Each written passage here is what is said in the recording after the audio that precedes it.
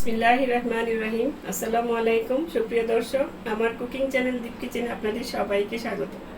আজকে আমি করে দেখাবো একদম ঝটপট তৈরি করা যায়, আপনি মেহমান আসলে মেহমানকে বসিয়েও তৈরি করে নিতে পারবেন এরকম একটা রেসিপি। এটা হচ্ছে হানি সিসেমি পেপার চিকেন। এইটা মানে খেতে খুবই সুস্বাদু হয়, না বানালে তো বুঝতে পারবেন না। আমি আজকে বানিয়ে দেখাবো আমি যেভাবে বানাই। চলুন তাহলে রেসিপিটা শুরু করা যায়। এই চিকেনটা রান্না করার জন্য এখানে আমি 1 কেজি ব্রয়লার মুরগি নিয়েছি। এই ব্রয়লার মুরগি ছাড়া আপনারা সোনালি মুরগি, দেশি মুরগি দিয়ে করতে পারবেন, যে কোনো মুরগি দিয়েই করা যাবে। এখন আমি এই মুরগিটা এই পিস করে কেটে নিয়েছি। আপনারা এর চেয়ে ছোটও করতে পারেন, বড়ও করতে পারেন। এখন এখানে প্রথমে দিয়ে দিব একটু লেবু। এই 1 ফালি লেবু চিপে দিয়ে দিলাম। এখন একটু মেখে নিব লেবুটার সাথে। এই চিকেনটা ছটপট তৈরি করা যায়, কিন্তু খেতে অসম্ভব সুস্বাদু হয়। বেশিরভাগ পরোটা, নান, লুচি এগুলি দিয়ে বেশি ভালো লাগে, কিন্তু ফ্রাইড রাইস, পোলাও এগুলি দিয়েও খেতে পারবেন। আবার অনেকে ভাত প্রেমী হলে ভাত দিয়েও খেতে পারবেন। এখন এখানে দিয়ে দিব লবণ, স্বাদ মতো লবণ। যেহেতু এখানে সস দেওয়া হবে, লবণটা প্রথমে অল্প দিয়ে মেখে তারপরে দেখে নেবেন। আমি প্রথমে 1/2 টেবিল চামচ দিলাম। 1/2 টেবিল চামচের চেয়েও কম দিয়েছি, কারণ প্রথমে লবণটা যদি আপনি ধপ করে দিয়ে দেন তাহলে কিন্তু আর সেটাকে আর ঠিক করা যাবে না। এই জন্যই লবণটা বুঝে শুনে দিবেন। আর যেহেতু সস দিব, সস দিলে কিন্তু সসের মধ্যে লবণ এমনিতেই থাকে। এখন এখানে একে একে আমি সব মশলাগুলো দিয়ে দিচ্ছি। প্রথমে দিয়ে দিচ্ছি আদা রসুন বাটা 1 টেবিল চামচ করে। এখন দিয়ে দিব এখানে 1 টেবিল চামচ সয়া সস। আর এখানে দিয়ে দিব 1 চা চামচ ম্যাগি সস। এই ম্যাগি সসটা কিন্তু খাবারের স্বাদটা অনেক গুণে বাড়িয়ে দেয়, তবে অনেক দোকানে পাওয়া যায় না। আমি অনেক খুঁজে টুজে নিয়ে এসেছি, এটা এখনো মানে অ্যাভেলেবল হয়নি মনে হয়। আর দিয়ে দিব এখানে এই যে 1/4 চা চামচ সাদা গোলমরিচ গুঁড়া, আপনারা কালোটাও দিতে পারেন। আর 1/2 চা চামচ ধনিয়ার গুঁড়া, 1/2 চা চামচ জিরার গুঁড়া, 1/2 চা চামচ গরম মশলার গুঁড়া। আর এখানে 1/2 টেবিল চামচ চেয়েও একটু বেশি লাল মরিচের গুঁড়া। লাল মরিচটা আপনারা যে যার স্বাদ মতো দিতে পারেন, কেউ বেশি খেলে বেশি দিবেন, কম খেলে কম দিবেন। আমরা একটু বেশি খাই, সেই জন্য বেশি দিলাম। আর এখানে আছে 1 টেবিল চামচ গুঁড়া দুধ, 1 টেবিল চামচ টক দই মিলিয়ে আমি ফেটিয়ে রেখেছিলাম, সেটা দিয়ে দিলাম। শুধু টক দই দিয়েও বানানো যায়, শুধু গুঁড়া দুধ দিয়েও বানানো যায়, আমি দুটোই দিয়েছি।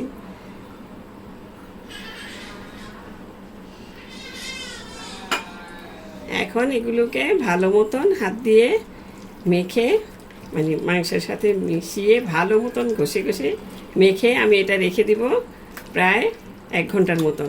আপনাদের হাতে যদি সময় না থাকে তাহলে আধা ঘন্টা কিংবা মিনিমাম 10 মিনিট 15 মিনিট রেখে তারপরে এটা তৈরি করবেন, তাহলে স্বাদটা ভালো আসবে আর কি। সাথে সাথে মেখে না বানিয়ে একটু 10-15 মিনিট রেখে দিলেন, হাতে সময় না থাকে। আর যদি হাতে সময় থাকে আমার মতো, তাহলে 1 ঘন্টা মেরিনেট করে রেখে দিতে হবে। এই যে এভাবে ভালো মতন মেখে আমি এটা 1 ঘন্টার জন্য রেখে দেব। ফিরে এলাম 1 ঘন্টা পর। এই দেখুন, এখন ম্যারিনেট করা মাংসগুলো আবার আমি একটু ভালো মতন মেখে নেব। মেখে কড়াইতে আমি একটা হাঁড়ি বসিয়ে নিয়েছি, মানে চুলাতে একটা মানে ফ্রাই প্যান বসিয়ে নিয়েছি, সেখানে তেল দিয়ে রেখেছি। এখন একটু মেখে তারপর আমি তেলে দিয়ে দিচ্ছি, চলে যাচ্ছি চুলায়। তেলটা দেখুন গরম হয়ে গিয়েছে। এগুলো ইচ্ছা করলে আপনারা মানে ডুবো তেলও ভেজে নিতে পারেন, আবার এয়ার ফ্রাইও করে নিতে পারেন। এখন আমি এখানে দিয়ে দিচ্ছি সেই ম্যারিনেট করা চিকেনগুলো।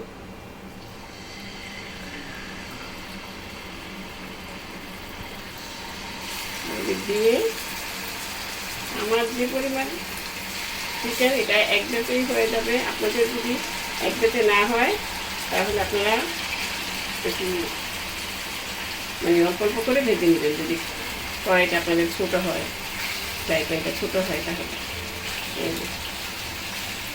এখন হাই হিটে আমি 5 মিনিটের মতন ভেজে নিব প্রথমে। মশলা টশলা থাকলে এগুলো দিয়ে দিবেন। মশলাটা আমি কেটে কেটে মাংসের সাথে দিয়ে দিচ্ছি। প্রথমে 5 মিনিট একদম ঢাকনা ছাড়া হাই হিটে ভেজে নিচ্ছি। দেখুন হাই হিটে 5 মিনিট ভাজার পর এরকম হবে। এটা কিন্তু একটু পোড়া পোড়াই হবে। এখন সবগুলো আমি উল্টে দিয়ে তারপরে ঢেকে আরও 5 মিনিটের মানে সিদ্ধ হওয়া পর্যন্ত, এই চিকেনটা পুরোপুরি ভাজা হওয়া পর্যন্ত আমি ভেজে নিব।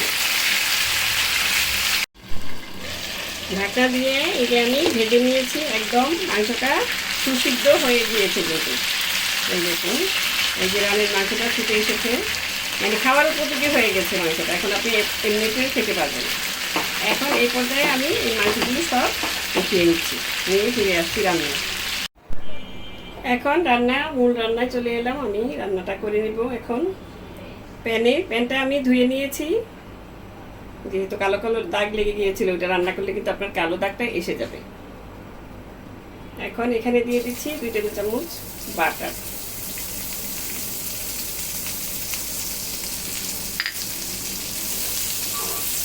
বাটারটা গলে গেলেই চুলার আঁচটা মিডিয়াম আঁচে রাখবেন প্রথমে। এখন এখানে দিয়ে দিব 1 টেবিল চামচ রসুন কুচি। রসুনটা একটু ভেজে হালকা একটু বাদামি কালার মানে আসলেই আমি এখানে এই যে 1 টেবিল চামচ, এটা হচ্ছে সাদা তিল, এই সাদা তিলটা দিয়ে দিবেন।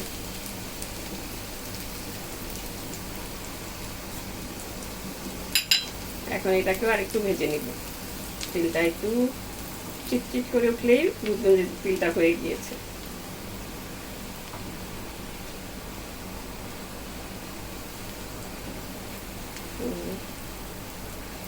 এই 2-3 মিনিটের মতন ভেজে নিলেই হয়ে যাবে। একটু লালচে হলে, মানে রসুনটা আর তিলটা একটু লালচে হলেই হয়ে যাবে।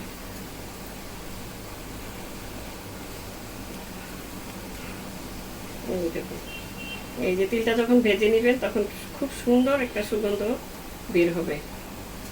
তখন বুঝতে পারবেন যে তিলটা ভাজা হয়ে গিয়েছে। এটা খেতে মানে যখন কামড়ে পড়বে, আপনার দাঁতের নিচে পড়বে, খুবই ভালো লাগবে। এখন এখানে দিয়ে দিব 1/4 cup tomato sauce, hot tomato sauce.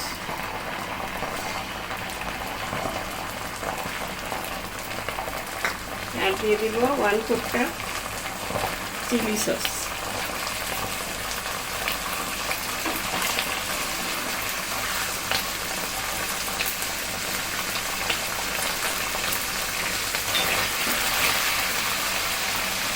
চুলার আঁচটা একটু হালকাভাবে রাখবেন। এখন দিয়ে দিচ্ছি এখানে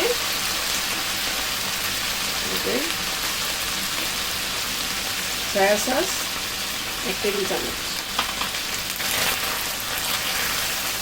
আর দিয়ে দিব ম্যাগি সস 1 চা চামচ।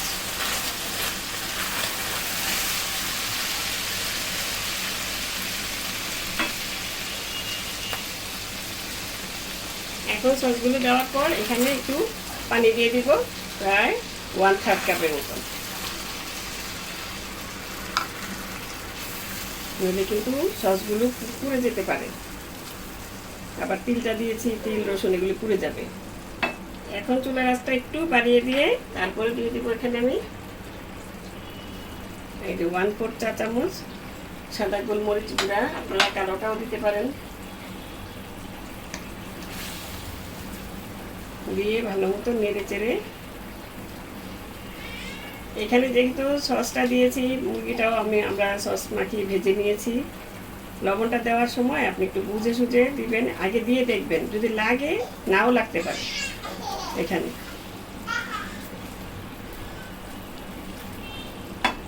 এখন এই যে সসের মধ্যে বলক এসে গেছে, এখন এখানে দিয়ে দিব কিছু পেঁয়াজ। আমি এই যে আপনার ভেজিটেবল মধ্যে দেয় না, এরকম করে কিউব করে ছোট ছোট মানে মোটা মোটা করে কেটে নিয়েছি। এখন দিয়ে দিচ্ছি এখানে ক্যাপসিকাম। আমার কাছে 1 কালার ছিল, আমি 1 কালার দিয়েছি। আপনাদের কাছে যদি 2-3 কালার থাকে 2-3 কালারের দিবেন। ওটা আরও দেখতে আরও সুন্দর লাগবে।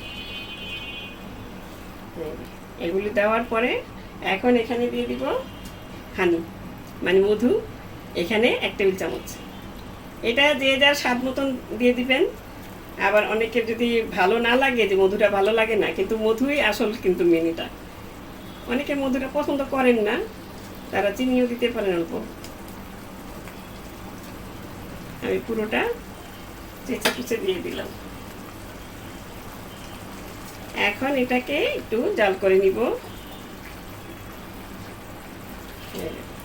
2-1 মিনিট একটু জাল করে তারপরে আমি সেই ভেজে রাখা চিকেনটা দিয়ে দিচ্ছি। এই যে সসের বলক এসে গেছে, 2-3 মিনিট হয়ে গিয়েছে। এখন আমি সেই ভেজে রাখা মুরগিগুলো দিয়ে দিব। এরকম লালচে করে একদম, মুরগিটা কিন্তু পুরোপুরি ভেজে নিতে হবে আপনার খাওয়ার মতন করে, যে এখনই ভাজাটাও খেতে পারবেন আপনি। এরকম করে ভেজে নিতে হবে। আমি এর আগেও বলেছি, এখনো বলে দিলাম। তেলটাও দিয়ে দিলাম। এখন এগুলো নেড়ে চেড়ে মিশিয়ে তারপরে একদম চুলার আঁচটা একদম কমিয়ে দিব। এখন মিশিয়ে নিয়ে আর 5 মিনিটের মতন জাল করে নিলেই আমার রান্না কমপ্লিট। এই দেখুন, আমি ঢেকে রেখে দিয়েছিলাম মানে 5 মিনিটের মতন। এই দেখুন একদম কমপ্লিট। এটা ঘ্রাণে মানে পুরা ঘর ছড়িয়ে গেছে। যখন আপনারা রান্না করবেন তখন আপনারা ওই ঘ্রাণটা পাবেন। এখন নামিয়ে আমি সার্ভ করে দেখাচ্ছি। আমি প্লেটে সার্ভ করে দিয়েছি। আজকে আমি আমার ঘরের বানানো পরোটা দিয়ে সার্ভ করেছি। আপনারা যে যেটা দিয়ে খুশি সার্ভ করে নিতে পারেন। পরোটা, নান, লুচি, আবার পোলাও, ফ্রাইড রাইস, সব কিছুর সাথেই এই প্লেটটা মানে এই আইটেমটা যাবে। খুবই সুস্বাদু হয়।